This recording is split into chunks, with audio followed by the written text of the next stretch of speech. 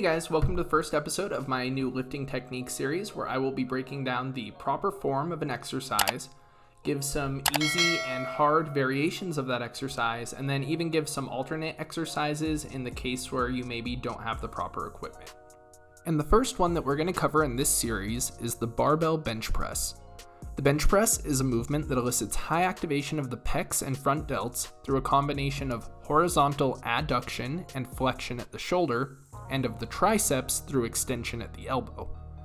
Now, to break down the proper form of this movement, let's break it into multiple parts, starting with the setup, then going into the eccentric movement or lowering of the weight, and finish off with the concentric movement or raising of the weight.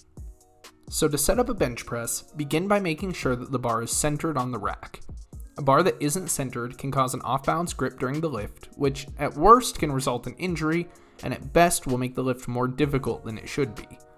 Once the bar is centered, lay down on the bench so that your eyes are directly underneath the bar. From here, you want to establish 5 points of contact with the bench and the floor. Those are your right foot, your left foot, your butt, your shoulders, and your head. These 5 points of contact should be established throughout the rest of the set. And next, we want to find our grip width. To do this, bring your elbows straight out to your side, then bring them in a bit to about a 45 to 70 degree angle. Reach your hands up, and that is the width that you should be grabbing the bar. More advanced lifters may opt for a wider grip, since grips between 165 to 200% of biacromial length result in being able to handle heavier loads due to a reduced range of motion. But this can result in increased likelihood of shoulder injury, making a grip of less than 1.5 times biacromial length the safer option. And once we have our grip down, the final part of the setup is to set up your powerlifting arch. To do this, pull your shoulder blades back and down to open up the chest and move your hips in a bit closer to the shoulders to create that small arch, making sure to re-establish the 5 points of contact mentioned before. From here, we'll unrack the weight either on your own or with the assistance of a spotter and hold the bar directly over the chest. Beginning the eccentric motion, or lowering of the weight, involves bringing the weight down to the chest right about the mid to lower part of the pec. Notice how the weight doesn't take a perfectly straight bar path down as it curves towards the lower part of the chest all the way to the chest until it makes contact.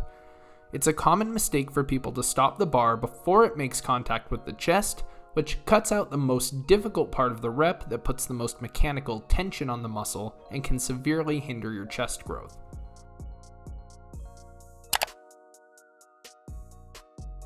Finally, we're going to press the weight back up to the top, once again making sure to keep those 5 points of contact the entire time. The bar should move slightly in to shorten the moment arm of the shoulders as it's being pressed up, putting less stress on the front delts and placing the pecs under more tension. Once the bar has reached the top of the rep, it should be back in its initial position over the mid-chest. From there, repeat for the number of reps and then re-rack the weight when you're finished. An easier modification of this exercise that may be more suited for beginners is the flat dumbbell bench. This variation allows for loads that can be lighter than the 45-pound barbell if necessary, plus helps to counteract any bilateral deficit that may be experienced by newer lifters, which is essentially just a decrease in maximum strength when two sides are forced to contract together. This is the opposite phenomenon of bilateral facilitation, which usually occurs in more experienced lifters. A more difficult modification of the bench press would be to add a brief pause at the bottom of the rep before pushing the weight back up, removing any momentum that could be gained from the small tap on the chest, and keeping the pecs in the most stretched position for a longer period of time. Now, we may not always have a bench press available, so some common substitutions for the bench press are push-ups, machine chest presses, or cable chest press. The barbell bench press will be key to getting a chiseled chest. You need to incorporate multiple variations such as the inclined or the declined variations, which I will be covering in another video, but the flat barbell bench press should be a staple of your chest training. But thanks for watching. Go click that subscribe button. Make sure you don't miss any of my content as it comes out. Give me a thumbs up if you like the video, and I will see you next time.